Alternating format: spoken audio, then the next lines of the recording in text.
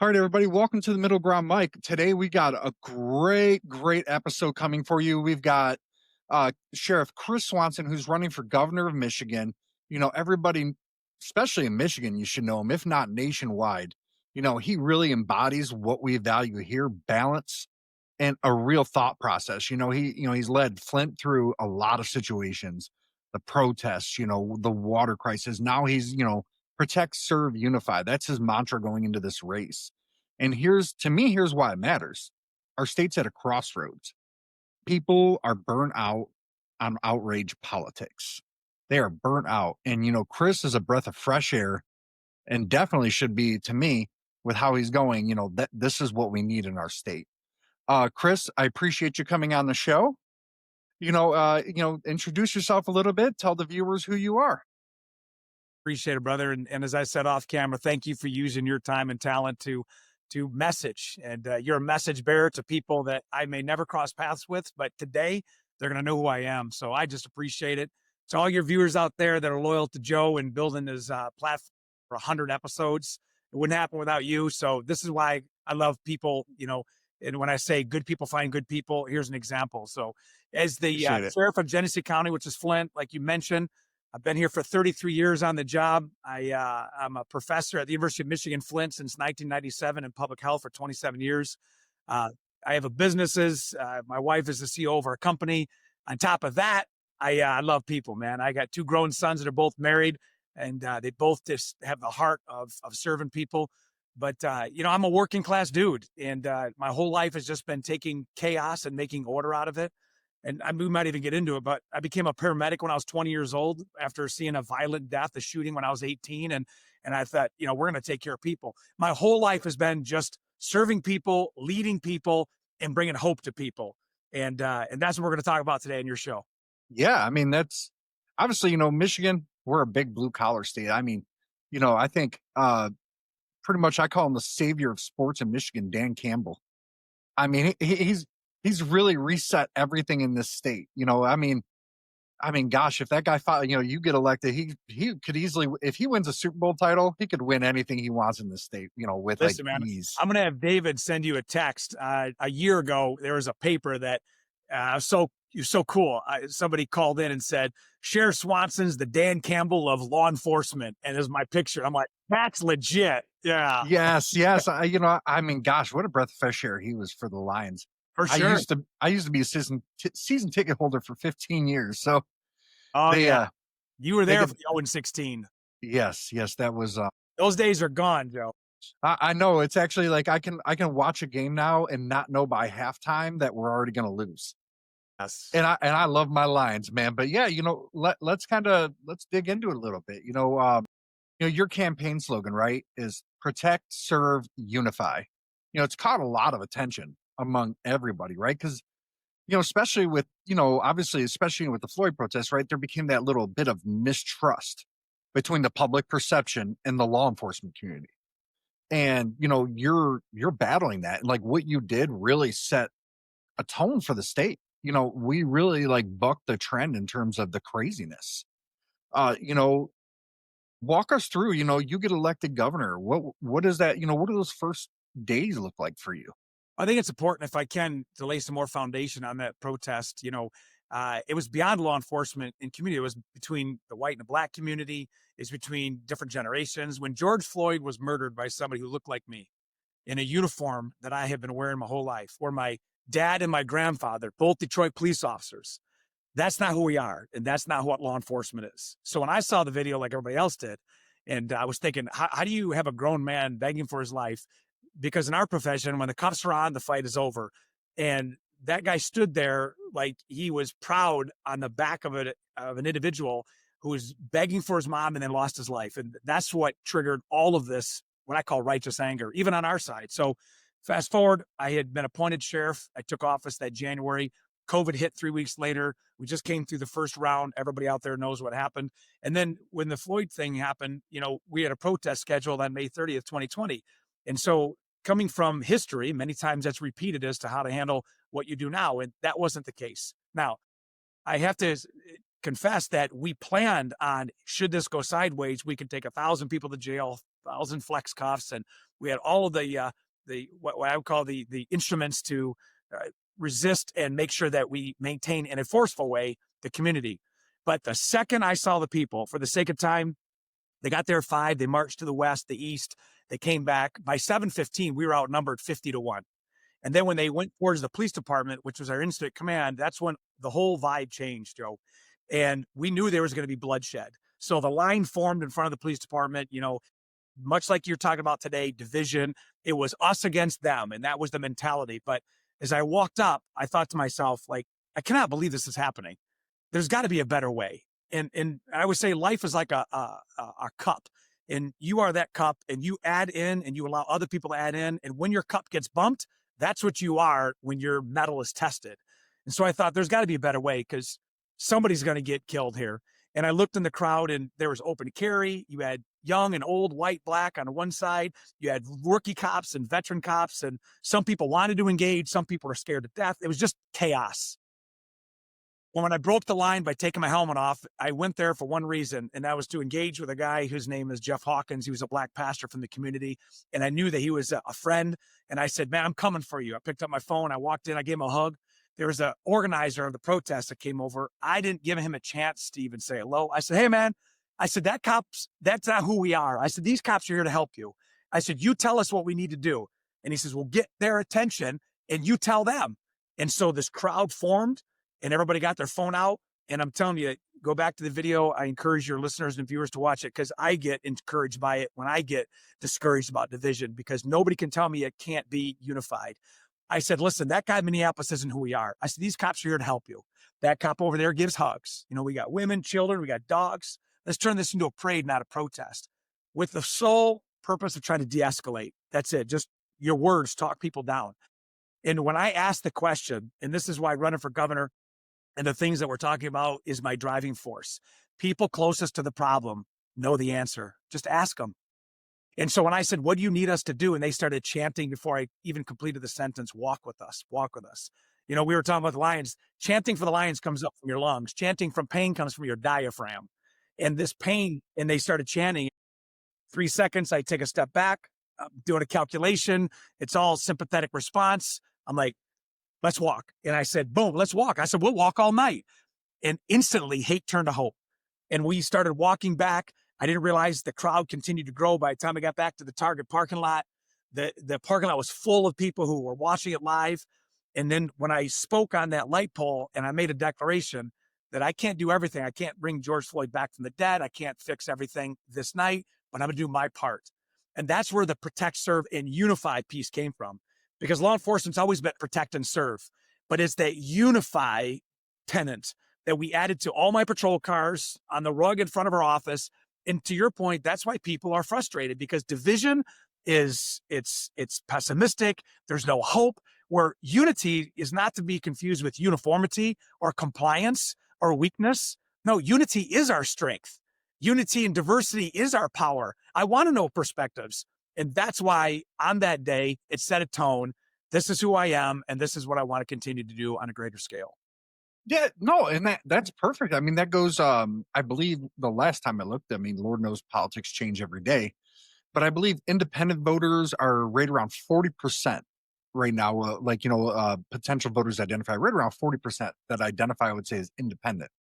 And for anybody who doesn't know, that means, you could go to one side or the other depending on what it is. And, I think that's, I won't say necessarily important, but I think it's important that people are starting to see that, right? And I think that comes from what we were just talking about, the division, where people are just like, they're put off, right? People formed party lines a long time ago, because even if they identified as one side or the other, they could respect somebody on the other side. Whereas now you don't have that. So you tend to hear more of the extremes, like in certain situations, like the protests. And, you somehow bucked the trend. You somehow broke that, because a lot of the times people who preach unity, hey, let's do this in the right way, they get buried. Nobody wants to hear them. But tell you this too, if those there on that scene in May of 2020 didn't see it in my heart, they thought it was just words, we would not be talking about this. that people will see and they can read, are you serious about protecting, serving, and unifying? Like, let me see. And I've said on many platforms, not only listen to what I say, but watch what I do.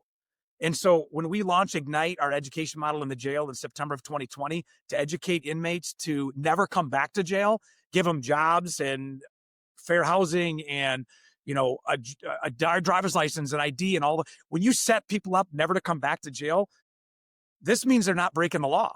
That means they're not Right. breaking businesses. They're not re-addicting. They're not reoffending. You're helping with the mental health, turn into a stable family reunification. There's so many benefits.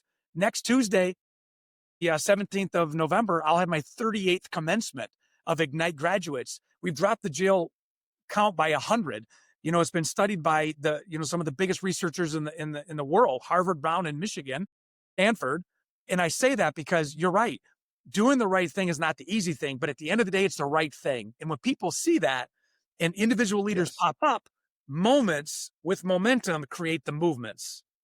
Yeah, and it's not easy, and it takes somebody with strong will to do what you're doing. I mean, you can just look at some people who I don't want to say like they take advantage of opportunity, and something that like really came out per se that's not Michigan based, but that really stood out to me. And I'm not necessarily a fan of hers, but Major Taylor Greene, she came out recently and said she challenged her own party. She said, "Hey, what are we doing about healthcare? I hear about it, but I'm not seeing anything about it." And I'm not a big fan of hers, but I was like, man, finally somebody that came out and said, this is a problem. I'm not happy with it. And I'm not necessarily making anything like about her, but like what you're doing, that exemplifies, bucking the trend. We're just not, not towing the line. Some of our slogans in some episodes are get rid of the echo chambers. Like everybody's got to get rid of echo chambers and be willing to talk to each other. I tell people all the time. So I work in business, and I tell people, I'm like, if you can't have a tough conversation with someone, you've already failed. And that's, like I tell people, like on a personal level, I'd rather have somebody that's willing to sit there, look me in the face and say, bleep you, but let's figure this out. I prefer that level of honesty. I don't need somebody to tell me what I want to hear because I could find anybody to do that, and people look at me and they're like, what? They're like, well, that's kind of rude. I'm like, no, that to me, that's important because that tells you what's coming from their heart. Encourage people when it comes, especially to politics, is don't argue with the person, argue with the point, the Yes. policy. Because if the Yes. person, regardless of who they are, comes out with something that helps people, then where does it matter where the source came from? I mean, we Yes. see that on a lot of issues. I should be the last person for an entire community who is angry with white policing in 2020 to get people to walk with me. And not only that day, we had 40 protests that whole summer throughout Genesee County, small, medium, and larges. Nobody got injured. Nobody got arrested. That moment reached 3.2 billion people. So the messenger is irrelevant. What is the message they're trying to articulate? And if this makes sense, then let's all join together. And that's where that protect, serve, and unify. Protect what means the most to people, serve like a leader is supposed to serve, and bring people together, even that may have such a divide or they don't. I mean, there's people listening right now that can't have, like you said, you don't have friends now because of a certain issue or a podcast that you did. Like, where have we come where we can't agree to disagree and still be friends? Now, that doesn't Right. mean it will be the same as what it used to be, but this is the power of the people, not policy, not a party. Yeah, and it's just a shame, like so lessons from Genesee County, right? And then we look at, you talked about your dad and grandfather being Detroit cops. Before we get into that, man, I love where Detroit has come. I was born and raised to I was about 10 years old. We moved out of the city. It man, it has been so freaking awesome to see this city on a comeback. And I tell people, if you haven't lived here, and I'm not knocking anybody who hasn't, but it is such a like a it is so huge for the state that Rick Snyder had said a lot of controversial things to him, but the one thing that I really love that he had said was to have a strong Michigan, Detroit's got to be strong. And I was like, that was the real first governor I'd heard in a long time say something like, because when people from around the world, around the country think of Michigan, they don't think of Lansing, they don't think of any other city, they say Detroit. And what's happening there, but that's going to filter into other cities in the state as we're on the rebound, like all the other cities got built up after Detroit became a stronghold, 100 years ago. So I love the fact that, that's coming in. What you've done, Detroit, what is his name? Mike Duggan, he kind of did something similar with being peaceful. Yours to me was a lot more bold than what he had Yeah, done. and it also is because I come from the platform of a sheriff. Yes. So I think people that are listening right now, there's still a trust factor with a elected sheriff, even law enforcement. The whole defund the police. It was political malpractice to even suggest that, because, as I said on that day and now, we don't need to defund the police. We need to professionalize policing. And if we can't train it out, discipline it out, then we need to cut it out. And police leaders need to be the one that are the spearhead of that. People love the police, but it's our job to give them a reason why every single day. So the fact that I'm a sheriff allows people to think, wait a second, he's an elected official of a party, but he takes care of everybody. That's what you're supposed to do. Right. No, for sure. And some of what you have talked about is about a help center of Lansing, right? And that kind of plays into this, because state services do feel like a maze. I mean, you know, I'm not gonna lie, there's been things where, I've got an autistic son. Okay, he's 7. But he has defied the expectations. Everything they told us when he was 4 years old, I challenged it. I said, I said, I have no idea where he's gonna be, but I'm not gonna subscribe to that's where he's gonna be his whole life. And where that comes into that is okay, hey, I'm looking for how do I help my son, right? Like what state? And by God, if there wasn't Google, you'd have no idea what to do. So how does that, how does the help center of Lansing look for you? It's modeled after the Genesee County Sheriff's Office, whose nickname is the Ark. It's a place for Awesome. people to Yeah. go to get refuge and to get help. That's why we do so many more things outside law enforcement. And I've been intentional on that, not because of Right. a reason, because I want people to look back and say, wait, if he's talking about literacy going from 44 to 34, does he really mean it? Well, for the last 4 years, we've done the Sheriff Swanson Pizza Party Extravaganza for March, which is reading month, to have every elementary school in Genesee County compete for a reading contest. Yes, I'm serious about literacy. I come from Yeah. a teaching background. Yes, I know about literacy. When you talk about Deps and Dogs during the Back to the Bricks, where we celebrate families on the front lawn of the sheriff's office, when you're working with Dana Nessel on the first statewide expungement fair, where 700 people signed up to get their lives back and a record clear, and 1,440 people showed. When you talk about second chances and giving people another opportunity that may have made a bad mistake, because all of us have been touched by the justice system, whether it's a family member or somebody we know that's made Yeah. a bad decision or addictions or mental illness.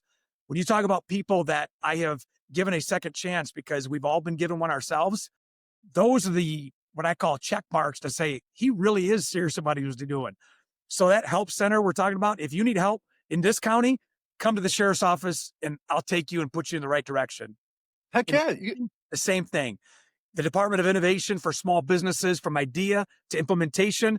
If we do that just for small businesses, there's 900,000 already established. What about the other 100,000 ideas that just die in the vine because they don't know how to take it down the line? You're going to call that department and we're going to have people walk and coach you along. If we can keep your business successful and in Michigan, everybody wins. If we do that 1,000 times a year and 100 of them become a multi-million-dollar success and 10 of them go IPO, they're staying in Michigan. That's the long-term plan beyond a governor's term, but that's what's going to keep Michigan thriving. And of course, how do you support families that are dealing with an autistic child? We've got people that are, severely disabled children. With the insurance laws change, you have people that have, closed head injuries that have lost their funding, and family members have had to quit their jobs to be that caregiver. They didn't go to school for that. They're learning on the job. This is where you have to have a heart of a leader. And this is why an executive leader at that level, no disrespect to the current administration, but I know what's capable and I know I'm able to do it. And my heart is right to do exactly what you just said. Help people. Yeah. And that's what it's all about. The government is to serve the people and also, for the people to serve the government. But, like JFK said, not what your country can do for you, but what you can do for your country. But back then, people felt a purpose to serve their country where people don't feel that purpose anymore. And your passion, to me, what you do gives people that purpose, right? They can push that purpose. And, one thing that I kind of look at from the 80s to like what now, right? Like there's this big Americana, like we're proud. people felt a sense of purpose in their country. People feel disillusioned right now, and that's like your passion. That's what it needs. Everybody should have that level of passion, Thanks, man. you know. I got to tell you, And so, one of my biggest critiques is people, they come to me all the time, like, and they'll say, I have no friend who knows me. Is he always like that? Is this really him? Is he on when the cameras are on? I promise you, this is who I am all the time. You can ask my second grade heck yeah. teacher.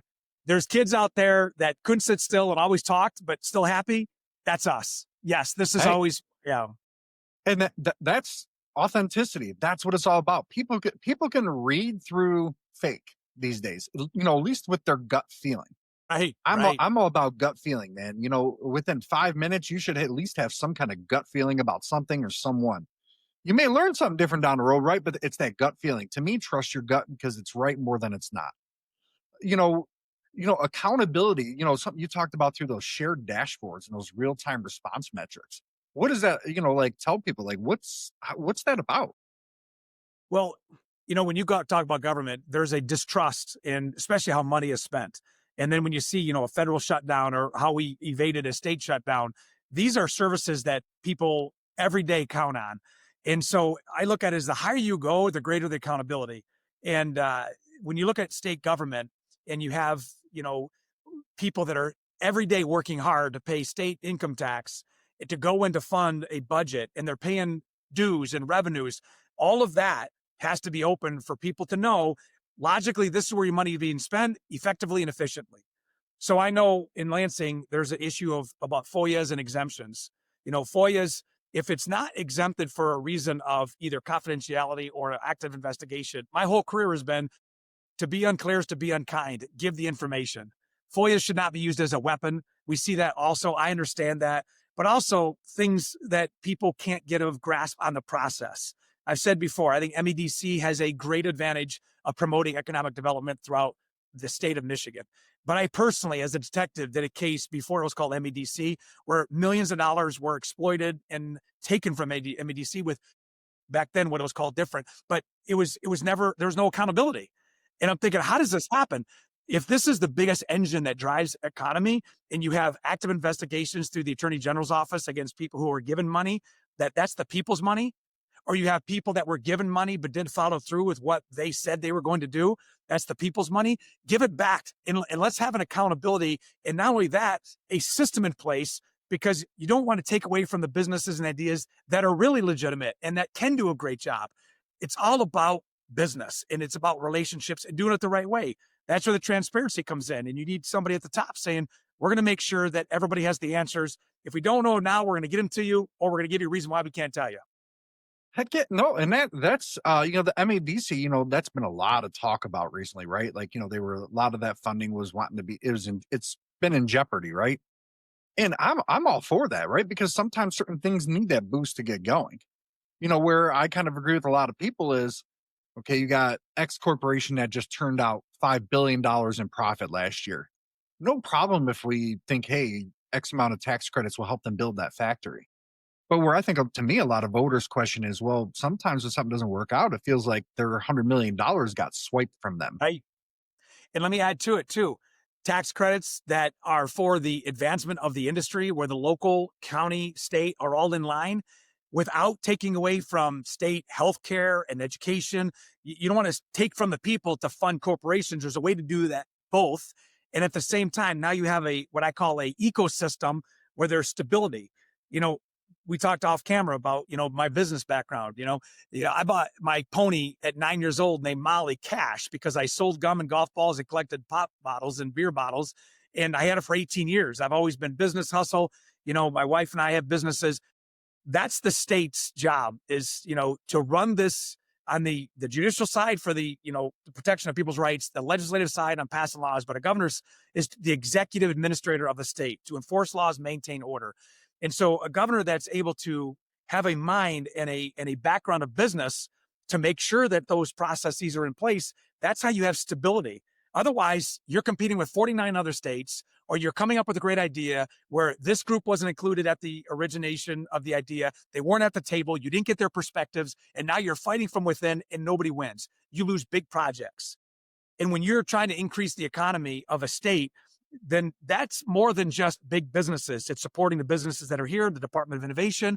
It's reducing costs, looking at revenue sharing, looking at the things that local municipalities need to thrive.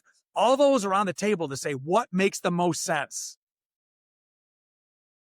Right. No, and that makes a total sense.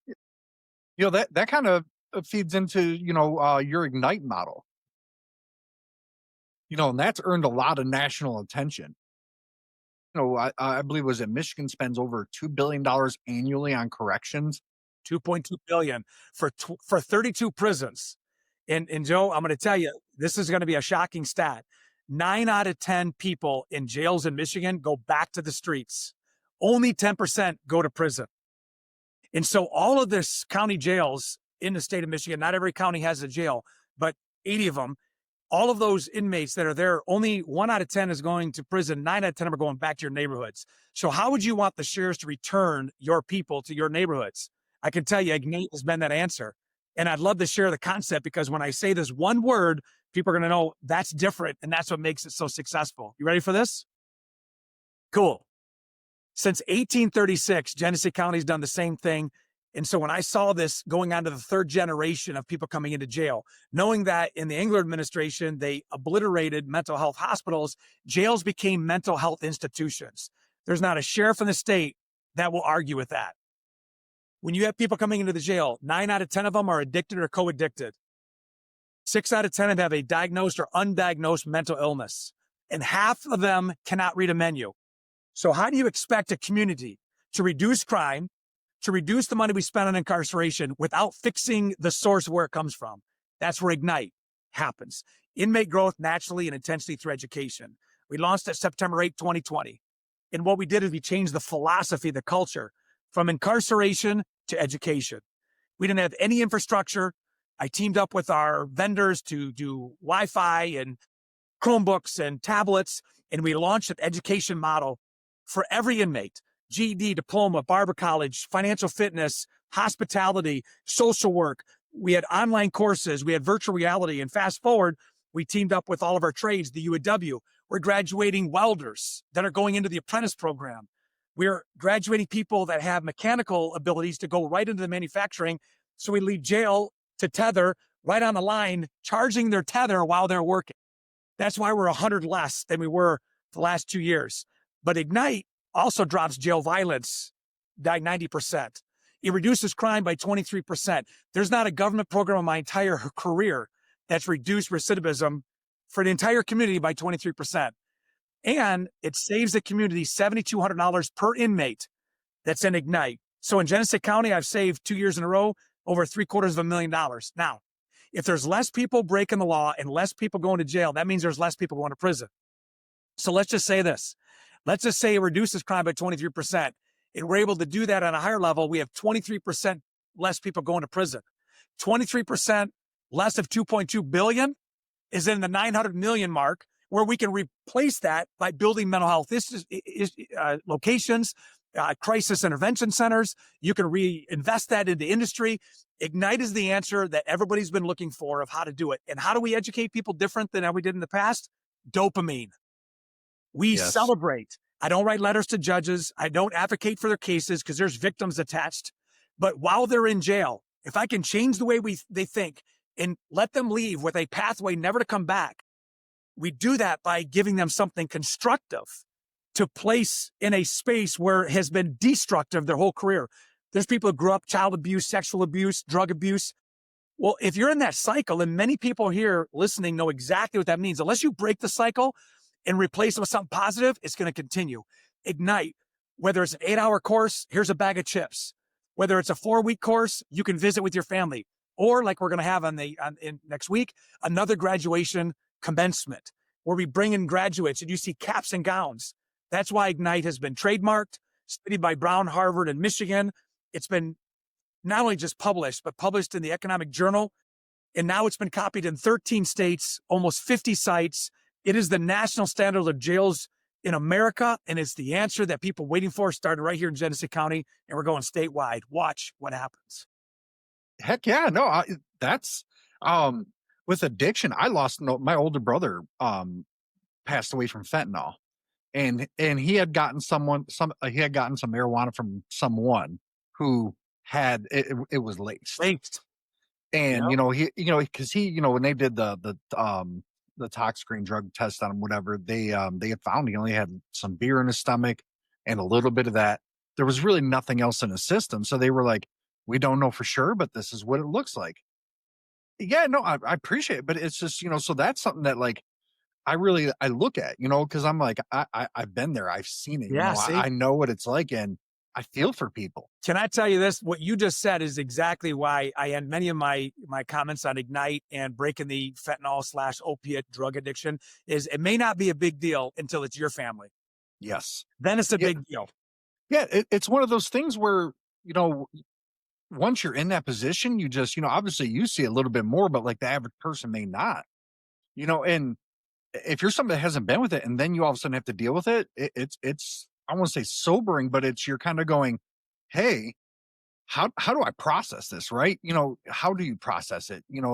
It's hard for anybody to, and mental health, like I've said a lot of times, I don't necessarily have the solution to gun violence, right? But what I say is a lot of the times, like Oxford, it's mental health. This kid, obviously, based on what I've seen, had a lot of problems long before that happened. And Right. You see somehow he slipped from through the experience cracks. what happened here in Genesee County on the 28th of September at the LDS church that had a Yes. shooter with 8 serious, 1 critical, and 4 dead. You are spot on.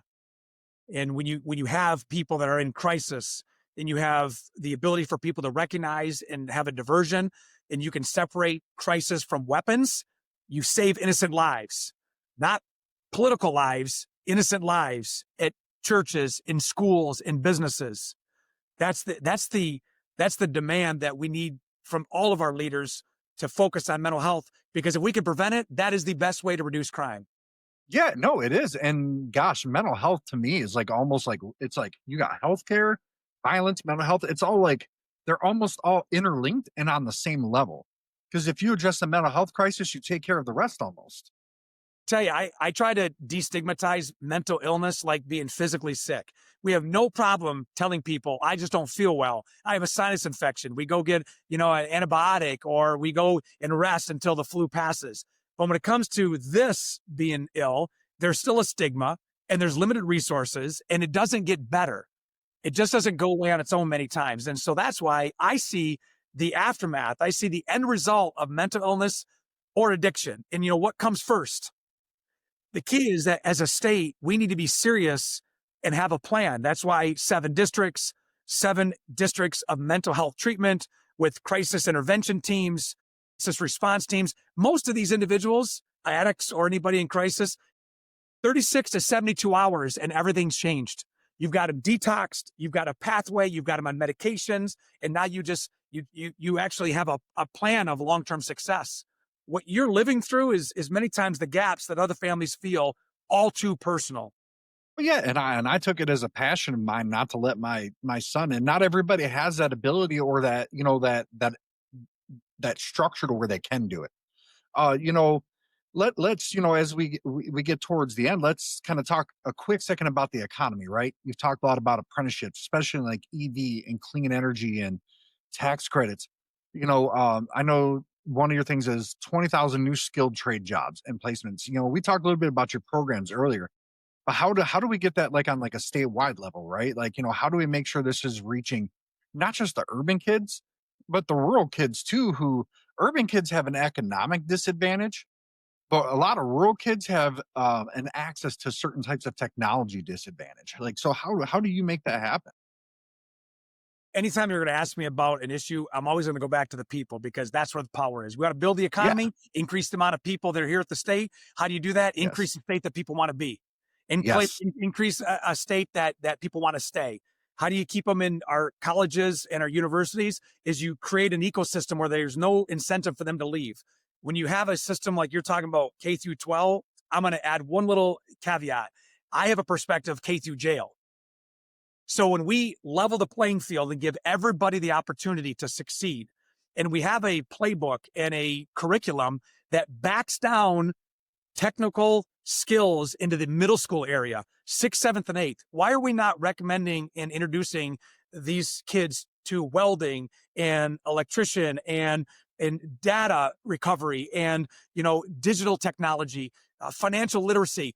In those formidable years, when they get to 9th and 10th grade, now they're in their apprentice program. They're learning how to be a welder. They're learning how to do skilled trades. In 11th and 12th grade, they're actually doing co-ops. By the time they graduate, we're sending men and women to battle.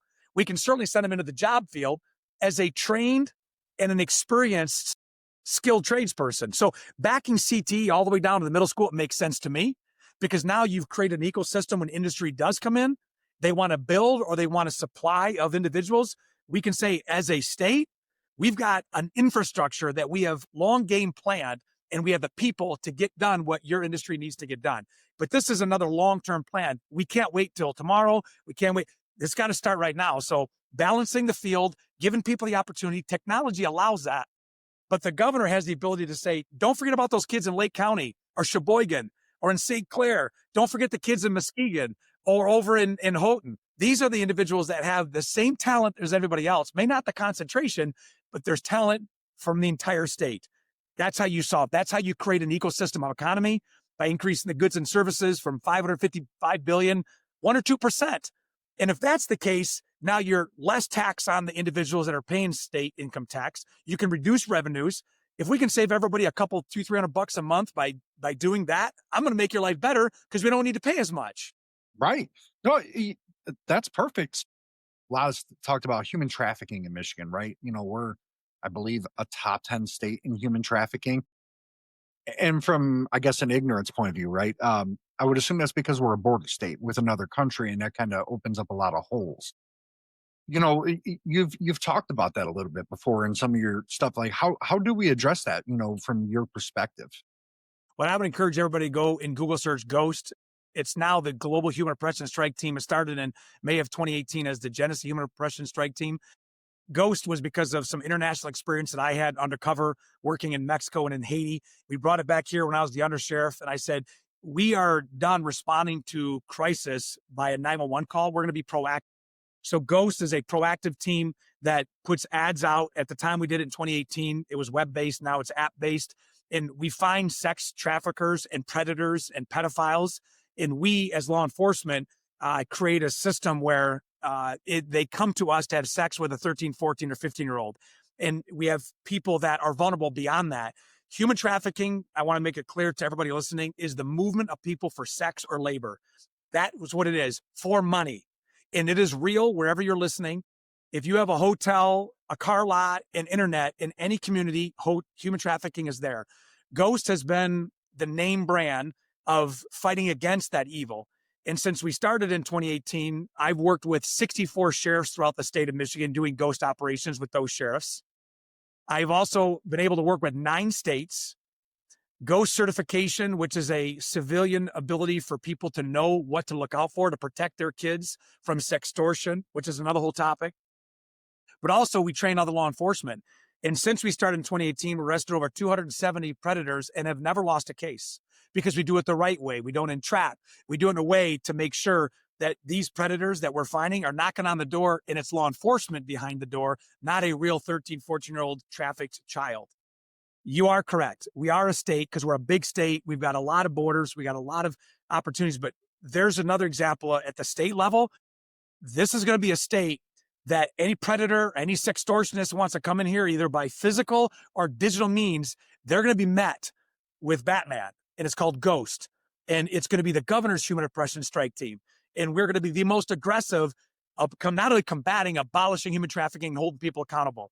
That's what I can promise you, because we've already done in Genesee County, and people respect Ghost. We do it the right way. And now we're taking it statewide to protect your kids and the most vulnerable.